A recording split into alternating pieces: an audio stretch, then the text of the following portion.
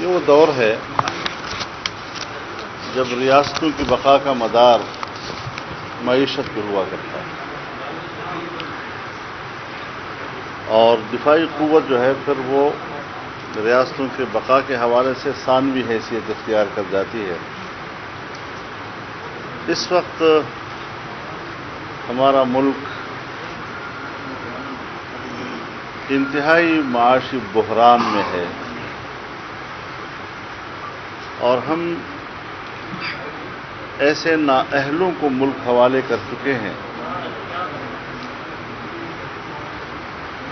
کہ جن کی نااہلی کی وجہ سے ہماری معیشت تقریباً ڈوب چکی ہے۔ تاریخ میں پہلی مرتبہ پاکستان کا بجٹ زیرو سے نیچے چلا گیا۔ کبھی پاکستان کی تاریخ میں ایسا نہیں ہوا تھا۔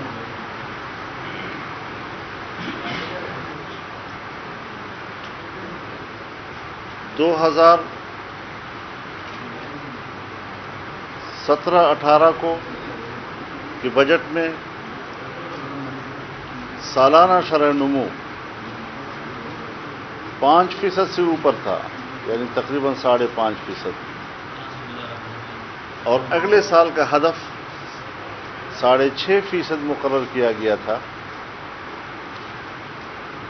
لیکن جب جعلی حکومت وجود میں آئی تو اس کی وجہ سے ہمارا جو اگلا بجٹ تھا جس کا ہدف 6.5% سالانہ شرح نمو تھا وہ 1.8 پہ آ کر رک گیا۔ اور اب یہ دوسرا بجٹ ہے جو پیش کر رہے ہیں -3 یا 4۔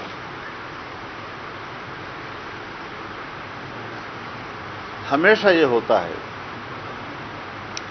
کہ نئے سال کے بجٹ کا حجم پچھلے بجٹ سے زیادہ ہوا کرتا ہے۔ یہ پہلی مرتبہ ہے کہ نئے سال کا بجٹ کا حجم پچھلے سال سے کم۔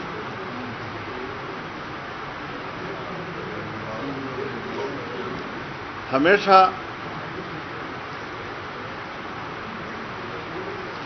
نئے سال کے محصولات کا ہدف پچھلے سال کی نسبت زیادہ ہوا کرتا ہے۔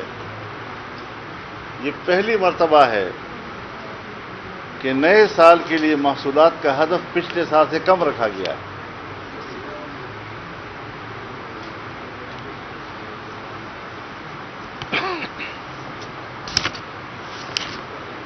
پچاس سال میں پہلی مرتبہ ٹیکس گروتھ ریٹ منفی میں گیا ہے۔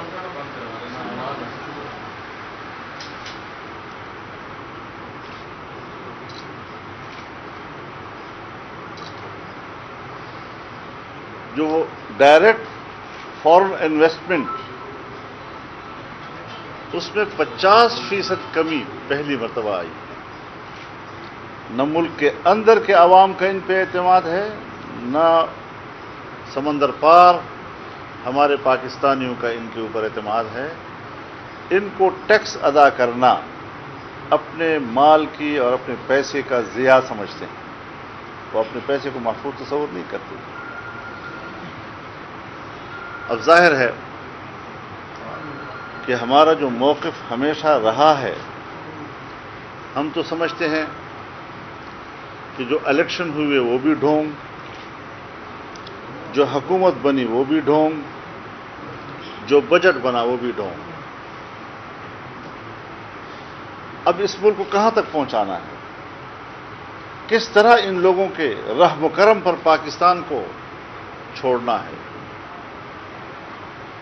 تو اس اعتبار سے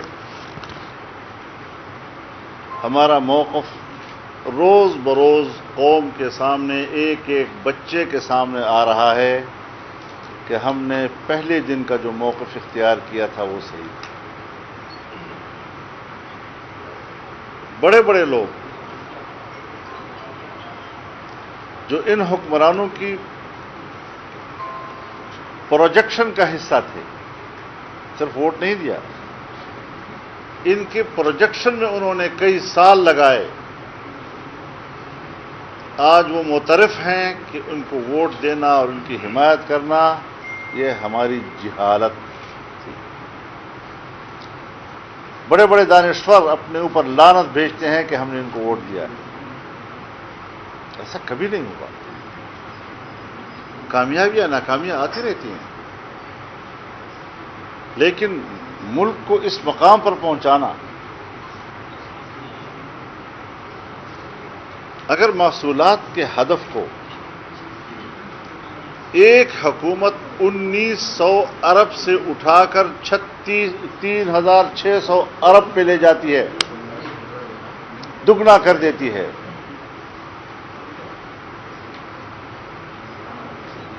تو پھر آج اس کے ساتھ کیا موازنہ کیا جا سکتا ہے؟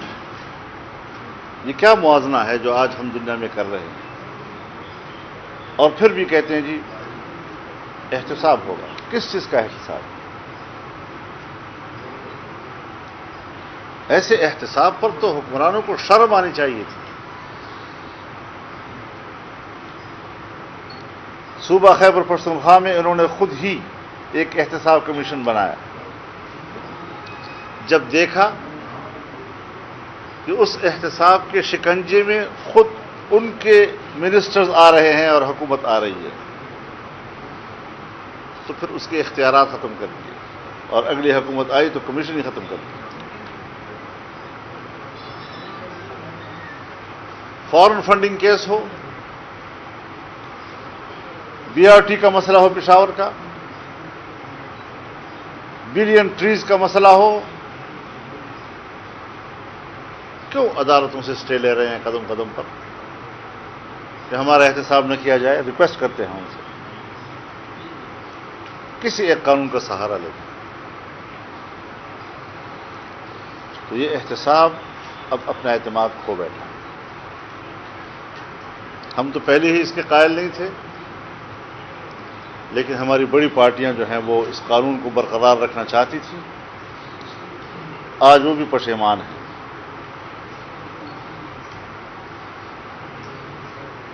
ایسی صورتحال میں ایک قومی یکجہتی کی ضرورت ہے۔ ہم نے کورونا کی عالمی وبا کی وجہ سے جس فراخ دلی کا مظاہرہ کیا، اور ہم نے انتظامیہ کے ساتھ تعاون کا ہاتھ بڑھایا،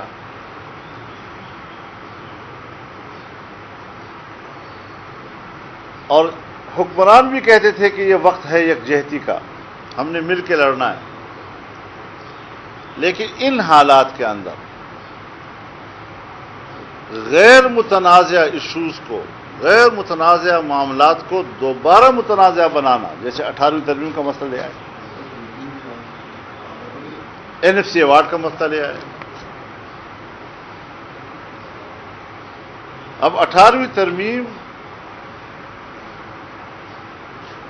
ان ایک آدھ ترامیم میں سے ایک ترمیم ہے جو بالکل ایوان کی متفقہ ہے، آج اس کو متنازع بنایا جا رہا ہے۔ پھر صوبوں کے اندر ایک ارتعاش آئے گا، پھر وہاں پر محرومی کے احساسات اٹھیں گے، اور جبکہ آئین کہتا ہے کہ NFC ایوارڈ کے تحت صوبوں کے حصص کو کم نہیں کیا جا سکے گا، آئین صوبوں کے حصے میں کسی بھی طرح کی کمی کو تسلیم نہیں کرتا۔ یہاں دباؤ ڈالا جا رہا ہے کہ صوبے اپنے حصے کم کریں۔ فاٹا کے عوام کو دربدر کر دیا گیا ہے، کوئی انتظام وہاں نہیں ہے، کوئی پولیس نہیں ہے، کوئی انتظامیہ نہیں ہے۔ اور میں آپ کو یہ بتا دوں کہ پورے فاٹا میں لینڈ ریفارم تھے ہی نہیں، لینڈ ریکارڈ ہے ہی نہیں، سوائے 1 یا 1.5% علاقے کے۔ تو اس زمانے میں کہیں انگریز نے اپنی ضرورت کے لیے کیا تھا. آج وہاں کوئی پٹواری بھی نہیں ہے. آج لوگ لڑ رہے ہیں. جنوبی وزیرستان میں قومیں ایک دوسرے کے سامنے آ گئی، شمالی وزیرستان میں آ گئی، کرم ایجنسی میں آ گئی، خیبر ایجنسی میں لوگ آ گئے ایک دوسرے کے مقابلے میں. یہی وجہ ہے کہ آپ نے ضم کر دیا. وہاں پر ان کا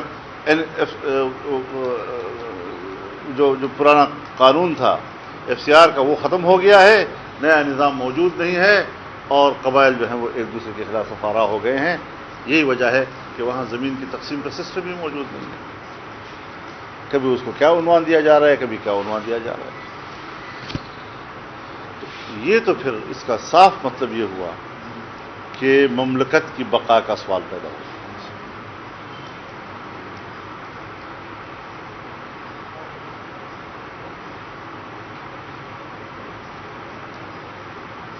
جن اداروں کی ذمہ داری اسٹیٹ کا تحفظ ہے،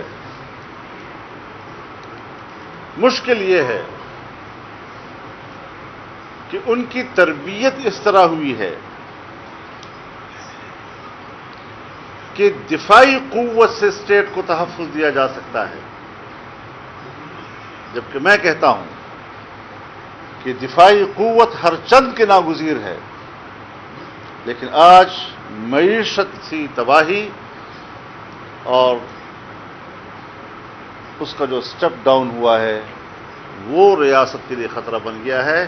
یہاں پر ریاست کی حفاظت کی ذمہ داری کس کے ہوگی؟ اس کا ذمہ دار کون ہوگا؟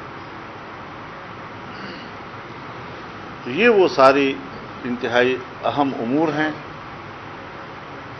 نئے حالات میں آپ کے پاس سوالات ہوں گے، آپ پوچھ سکتے ہیں. انشاءاللہ بڑا شور ہے، کہہ رہے ہیں کہ بلدیاتی الیکشن کروائے جائیں گے. ہمیں بلدیاتی الیکشن نہیں چاہیے، ہمیں جنرل الیکشن چاہیے. یہ جعلی اسمبلیاں ہیں. جب تک یہ جعلی اسمبلیاں موجود ہیں، اس ملک میں بلدیاتی الیکشن کی طرف لوگوں کو متوجہ کرنا، ان کے قومی اسمبلی اور صوبائی اسمبلیوں کے ووٹ کے حق سے ان کو دستبردار کرنے والی بات. دو بیوروکریٹس دے دیے گئے ہیں جنوبی پنجاب کا نظام چلانے کے لیے، ایڈیشنل چیف سیکرٹری اور ایڈیشنل آئی جی. اس کے بارے میں آپ کیا کہیں؟ میں نے اس کو اسٹڈی تو نہیں کیا ہے، لیکن یہ آدھا تیتر آڑ وٹیر والی بات ہے. ایک تاثر دے رہے ہیں کہ جیسے ہم نے جنوبی پنجاب کو بڑی اہمیت دی ہے، لیکن میں نہیں سمجھتا کہ جو یہاں کی پبلک کا ڈیمانڈ ہے یہ اس ڈیمانڈ کو پورا کرتا ہے یا اس سے یہ لوگ مطمئن ہو سکتے ہیں. مولانا صاحب یہ بتائیے کہ آٹا چور، چینی چور، آئل کی چوری اور IPPs کی چوری اور بجلی کی مہنگائی، یہ ساری چیزیں جو ہیں یہ حکومت کی کیبنٹ میں بیٹھے ہوئے مخصوص لوگ جو ہیں اس میں ملوث ہیں، لیکن اس پر کوئی ایکشن نہیں لیا جا رہا اور نہ ہی اپوزیشن اس پر کوئی مضبوط آواز اٹھا رہی ہے. بہت اچھی بات آپ نے کی ہے. بڑے آسان ایک فارمولہ آپ نے دے دیا ہے. ہم چوروں کی تلاش میں ہیں، ہم چوروں کو پکڑیں گے. چور مل نہیں رہے، تو اب تو چور مل گئے نا، اب تو تمہاری کابینہ میں بیٹھے ہیں، تو جلدی سے پکڑ لو ان کو اگر تم واقعی چوروں کو پکڑنے کے لیے آئے ہو تو. ورنہ پھر کہہ دو کہ ہم ڈرامہ ہیں اور صرف ایک لفظ سے ہم قوم کو مطمئن کرنے کی کوشش کر رہے ہیں. اس طرح قوم مطمئن نہیں ہوا کرتی. آپ نے پورے ڈرامے کا نقشہ کھینچا ہے. آپ ایک عرصے سے آواز بھی اٹھا رہے ہیں. کورونا کے دنوں میں آپ کی آواز کسی بڑھ گئی تھی، لاک ڈاؤن کم ہوا ہے تو آپ کی آواز سامنے آئی ہے. لیکن ان قوتوں کے بارے میں جو کسی نہ کسی طرح حکومت کو سپورٹ کر کے بڑی جماعتیں ہونے کا دعویٰ کرتی ہیں، اپنی اسمبلی میں بیٹھی ہیں، اپوزیشن ہونے کا دعویٰ بھی کرتی ہیں، تو ان کے بارے میں کیا کہیں گے؟ جب تک وہ اس بات کو محسوس نہیں کریں گے، آپ کے یہ جو اتنا بڑا ڈرامہ آپ نے کیا ہے اس کو کیسے بندر عام تک پہنچائیں گے؟ یعنی آپ کا مطلب یہ ہے کہ معاملہ دونوں طرف سے خراب ہے. حکومت کو سپورٹ کرنے والے بھی ڈاواڈول ہیں اور اس کو اپوز کرنے والے بھی ڈاواڈول نظر آ رہے ہیں. میرے خیال میں یہاں پر اب درمیانی راستہ اختیار کرنے کی کوئی اب جگہ نہیں رہی ہے، گنجائش ہی نہیں ہے. واضح طور پر یا حکمرانوں کے ساتھ کھڑا ہونا ہوگا یا پاکستان کے ساتھ کھڑا ہونا ہوگا. اس بیچ میں کوئی جگہ نہیں ہے.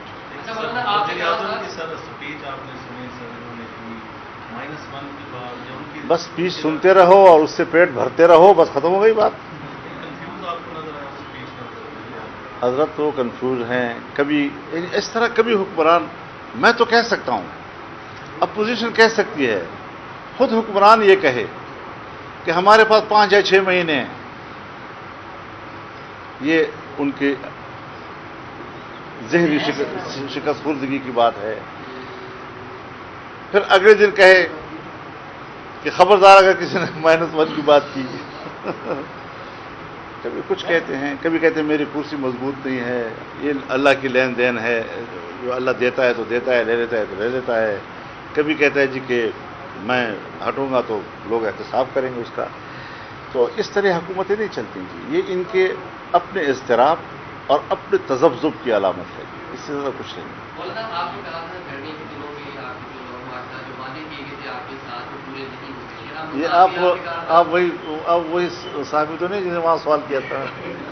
میرا خیال میں آپ اگر صحافی ہیں تو آپ کو سمجھ لینا چاہیے کہ میں آپ کو وہاں پورا جواب دے چکا تھا. نہیں، آپ نے کہا تھا کہ بہت وہی کہہ رہا ہوں نا، میں عرض کر رہا ہوں نا کہ میں نے آپ کو اسی جملے میں پورا جواب دے دیا تھا، لیکن میرے خیال میں آپ لوگ بال کا کھال اتارنے کے آدمی ہیں. جب حکمران خود کہہ رہے ہیں کہ 5 سے 6 ماہ ہمارے پاس ہیں، تو آپ کتنا وقت دیتے ہیں؟ جی آپ حکومت کو کتنا وقت دیتے ہیں؟ دیکھیے، بنیادی چیز یہ ہے کہ تحریکیں سب اشتراک کے ساتھ چلائی جاتی ہیں تو وہ کامیاب رہتی ہیں. حکومت تنہا قوت سے کی جاتی ہے تو وہ کامیاب رہتی ہے. یہ دنیا کا عمومی اصول ہے. میرے خیال میں اپوزیشن کی بڑی جماعتیں وہ کردار ادا نہیں کر سکی ہیں کہ جو حکومت کو گرانے کے لیے کافی ہوں. صرف الفاظ کی حد تک، پارلیمنٹ میں تقریر کی حد تک، ایک پریس کانفرنس کی حد تک. لیکن آپ دیکھیں جی کہ پرائم منسٹر کا الیکشن ہوا تو بڑی پارٹیاں تقسیم، پریزیڈنشل الیکشن ہوا تو بڑی پارٹیاں تقسیم، سینٹ چیئرمین کے خلاف عدم اعتماد آیا تو ان کے ممبران گئے. آخر وقت تک ہمیں پتہ نہیں چل رہا تھا. ایکسٹینشن کا مسئلہ آیا قانون سازی کا تو ان کا کردار آپ نے دیکھا. یہ کمزور کردار ہمیشہ حکمرانوں کو تقویت دیتا ہے، اور ظاہر ہے کہ اب پارلیمنٹ میں تو بڑی طاقت وہ ہے. تو اس لحاظ سے جب تک ہم یکسو نہیں ہوں گے اور ایک پلیٹ فارم پر، ایک پیج پر آ کر ایک ہی بات نہیں کریں گے، اور یہ مد نظر ہوگا کہ میرے تو کیسز ہیں تو میں نے تو اس میں بھی رعایتیں لینی ہیں، میں نے تو اس مشکل کو بھی فیس کرنا ہے، تو پھر شاید ہم اس طرح خواہشات کے مطابق قوم کو نتائج نہ دے سکیں جس کی قوم ہم سے توقع ہے. مولانا صاحب یہ فرمائیے گا کہ جب بات آتی ہے کسی قانون سازی کی، جب بات آتی ہے بجٹ کی منظوری کی، آپ ہی ماضی میں کہتے رہے ہیں، سب کہتے رہے ہیں کہ وزیر اعظم کو صرف پارلیمنٹ کے ذریعے ہٹایا جا سکتا ہے، یہ دھرنوں کے ذریعے نہیں. جب عمران خان صاحب دھرنا دے رہے تھے تو اب ایک موقع تھا کہ وہ چپ کر کے وہ بجٹ بھی منظور ہو جاتا ہے، سارے قانون بھی پاس ہو جاتے ہیں، حکومت بغلے میں جاتی ہے کہ ہم جیت گئے، اپوزیشن وہ دیکھتی رہ جاتی ہے کہ ووٹ پڑ گئے ان کو. یہ کیا ہے؟ نہیں، ووٹ تو ان کے پاس پورے تھے، میں تو اس میں کبھی وہ نہیں، وہ پورے تھے ان کے پاس. جی، بہرحال مینگل صاحب نے چھوڑ دیا ان کو، اور میری معلومات یا جہاں تک میرے ساتھ ان کی بات چیت ہوئی ہے وہ اپنے موقف میں مضبوط نظر آ رہے ہیں. اور اب ہے مسئلہ دوسری جماعتوں کا. قاف لیگ ہر مسئلے پر اختلاف کا اظہار تو کرتی ہے لیکن اس طرف بڑھ نہیں رہی. ایم کیو ایم اختلاف رائے کا اظہار کرتی ہے لیکن اس طرف بڑھ نہیں رہی. جی ڈی اے والے اختلاف رائے کی بات کرتے ہیں لیکن آگے بڑھ نہیں رہے ہیں. تو میں یہی عرض کر رہا تھا نا کہ حکومتی سائڈ پر بھی تذبذب کا شکار ہے پارٹیاں، اور حزب اختلاف کی سائڈ پر بھی وہ یکجہتی موجود نہیں عملی طور پر، یعنی ذہنی اور فکری لحاظ سے موجود، لیکن عملی طور پر وہ یکجہتی نظر نہیں آئی کہ جس کی وجہ سے آپ جس طرح آزادی مارچ کو کامیاب دیکھ رہے تھے اور جس طرح قوم اس کے ایک نتائج کی منتظر تھی، تو اس میں ضرور وہ مشکل سامنے آئی. ہم نے تو اس کا پرزور الفاظ میں مذمت کی ہے. بڑا ایک ناروا قسم کا، دہشت گردانہ قسم کا ایک حربہ ہے، اور ضرورت اس امر کی ہے کہ ایسے لوگوں کو جو ملک کی معیشت کے لیے بنیاد اور اس کے لیے اہم ہوتے ہیں، ان کا تحفظ اسٹیٹ کی ذمہ داری ہے۔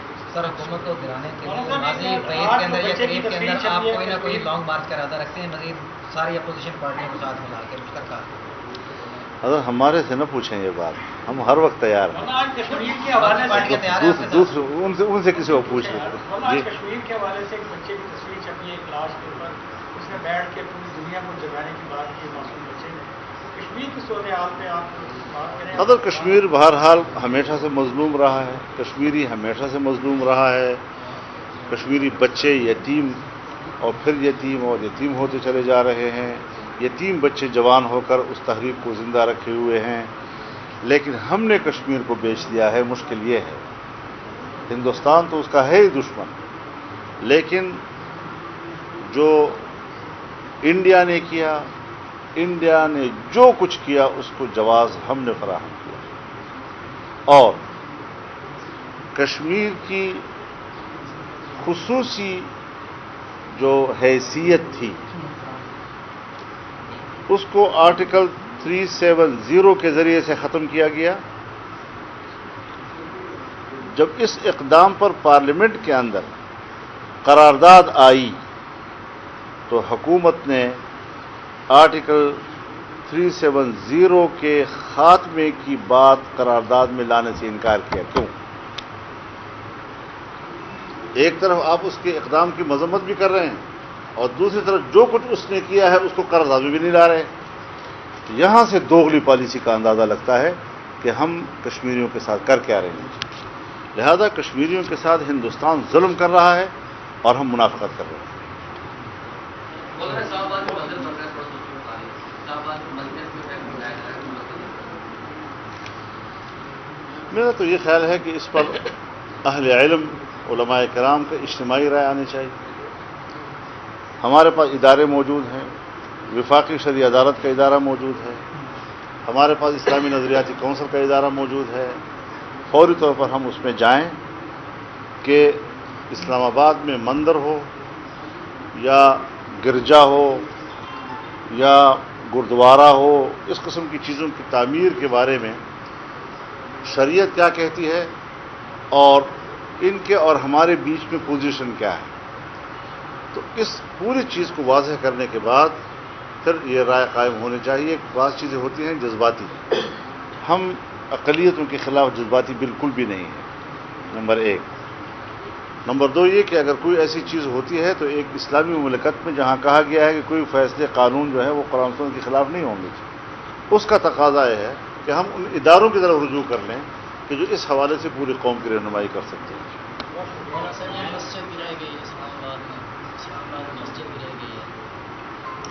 اس کی نوعیت کا مجھے علم نہیں ہے، کیوں گرائی گئی ہے، اس کی کیا وجوہات وہ بتاتے ہیں، اس پر مجھے تفصیل معلوم نہیں سر ہے۔ کرونا وائرس کی صورتحال کے بعد مدارس کے اندر جو بچے پڑھتے ہیں ان کے لیے کسی آن لائن ایجوکیشن کا بندوبست کیا گیا ہے یا SOP کے تحت آپ چاہتے ہیں کہ وہ دوبارہ سے اپنے مدارس کے اندر آ کے پڑھیں؟ کون سا نظام بنائیں گے؟ آپ بڑے لوگ ہیں اور HSN میں آپ لوگ پڑھتے ہیں، آپ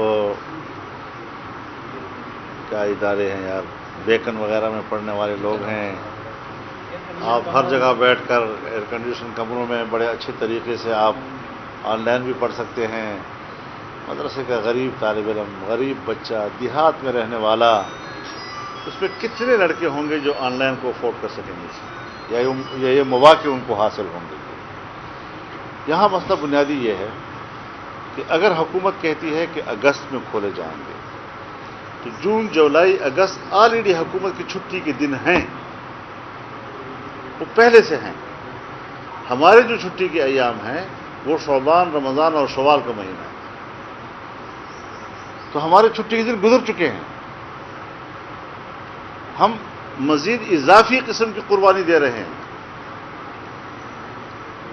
مدرسے بند ہیں، درسگاہیں بند ہیں، امتحانات ابھی رکے ہوئے ہیں، ابھی اعلان ہوا ہے اور وہ بھی جہاں جہاں جو مدرسہ آپ کا ضلع میں تحصیل میں قریبی ہے اسی میں جا کر آپ امتحان دے دیں۔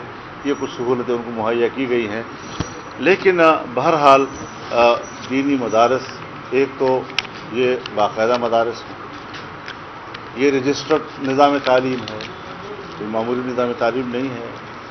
اس پر حکومت کے اور مدارس کے درمیان معاہدات ہوئے ہیں، اس کے نصاب پر اتفاق ہوا ہے، اس کے مالیاتی نظام پر اتفاق ہوا ہے، اس مدارس کی انتظامی ڈھانچے کو طے کیا گیا ہے، پھر معاہدات ہوئے ہیں۔ ہم نے یہاں تک تسلیم کیا ہے کہ اگر آپ دینی مدارس کے بچوں کو عصری علوم دینا چاہتے ہیں، آپ ہمیں 2-3 مضامین جو ناگزیر ہیں وہ بتا دیں، تاکہ جو بچہ ان کا امتحان دے دے وہ ڈائریکٹ ایم اے اور بی اے کہلائے گا۔ ایکول ٹو بی اے اور ایم اے نہیں ہوگا، ڈائریکٹ بی اے اور ایم اے ہوگا۔ ہم نے یہ بھی مان لی ہے، اس شرط کو بھی ہم نے تسلیم کیا ہے۔ اس کے باوجود بار بار ہم یہاں آپ کے سامنے بھی کہہ چکے ہیں کہ مدارس کے حوالے سے مدارس کی اصلاحات کا جو لفظ ہے اس کو ہم اپنے خلاف توہین سمجھتے ہیں۔